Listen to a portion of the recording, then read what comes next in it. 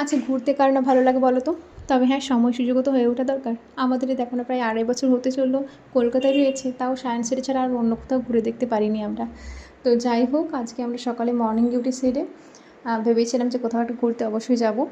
তো প্রথমে আমরা গেছিলাম সেন্ট পলস ক্যাথেড্রাল, ওই চার্চে গেছিলাম। তারপর গেছিলাম বিড়লা প্ল্যানেটোরিয়াম, এই দুটো একদমই কাছাকাছি।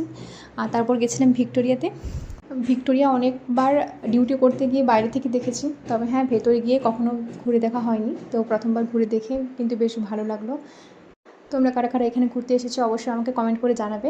তো যাই হোক, শুধু ঘোরাঘুরি করলে তো হয় না।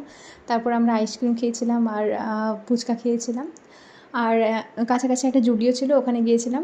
আমি ওই একজোড়া স্লিপার্স নিয়েছিলাম, আর তেমন কিছু কেনাকাটা হয়নি। আর তারপর আসার পথে আমরা মিয়ামরি থেকে পেস্ট্রি আর প্যাটিস নিয়ে রুমে এসেছিলাম। তো চলো, আজকের ভিডিও এতটুকুই। দেখা হবে নেক্সট ভিডিওতে। সবাই ভালো থাকবে, বাই বাই।